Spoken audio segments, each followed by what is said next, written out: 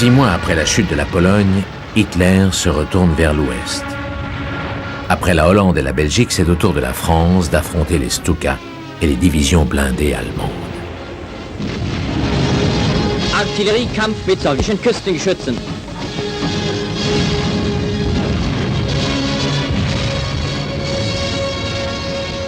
Voici comment la propagande allemande reconstituait l'attaque aérienne victorieuse à l'Ouest dans ces films soigneusement mis en scène par les équipes de Goebbels.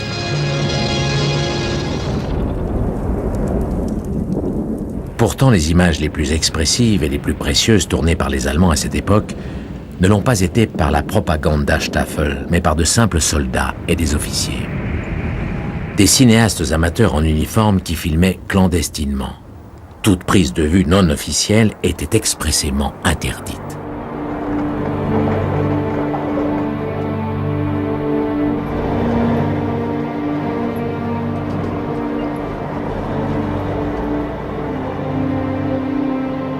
Ces Allemands ont laissé de la défaite ces images qui serrent le cœur. Une France rurale renversée par la tempête, la fin d'une époque, la fin d'un monde.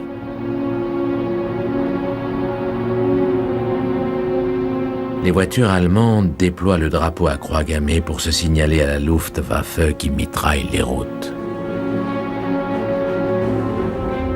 Parfois, dans un convoi qui passe, un officier allemand appuie sur le déclencheur de sa caméra Zeiss en doublant une colonne de réfugiés.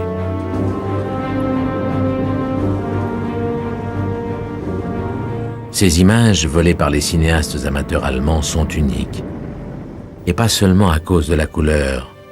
Même en noir et blanc, personne n'a filmé en France après le 10 juin 1940.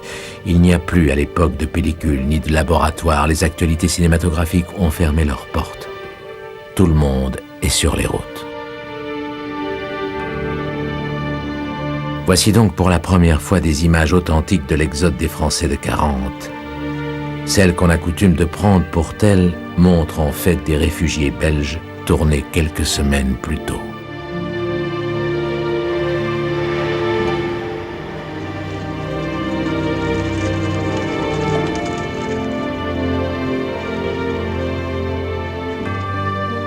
Dans l'autre sens, voici les longues colonnes de nos pères et nos grands-pères, amers et vaincus, qui remontent vers les camps de prisonniers d'Allemagne.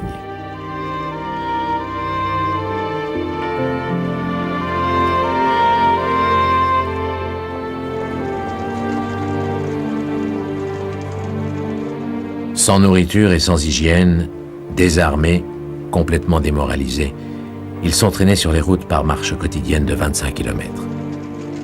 On leur a fait croire qu'ils vont en Suisse, pays neutre pour y être libérés. Certains marcheront ainsi plusieurs semaines avant d'atteindre leur stalag de l'autre côté du Rhin.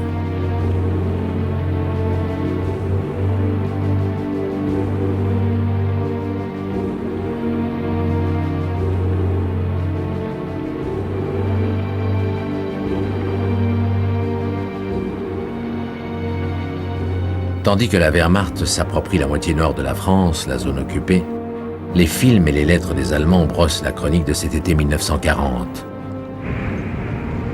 Hans Perels, un soldat de 22 ans, écrit « Les Français sont terrifiés.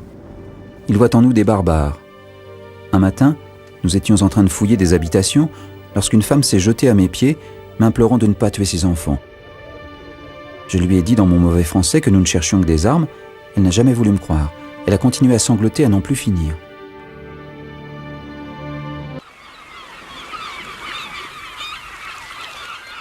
Quatre mois après le désastreux week-end de Zuidcote, Dunkerque n'est plus qu'un ossuaire d'acier. De toute la Flandre belge et française avaient convergé sur ces plages des unités égarées sous le pilonnage de l'artillerie allemande. Trop d'hommes. Pas assez de navires. Les Alliés s'enterraient dans les dunes à la merci des Stuka qui faisaient régner la terreur. Il ne reste plus qu'un musée du transport maritime à l'agonie, là où l'Angleterre avait réuni tout ce qui flottait pour rapatrier son corps expéditionnaire. 300 000 hommes sont parvenus à s'échapper, mais 80% de la ville est détruite.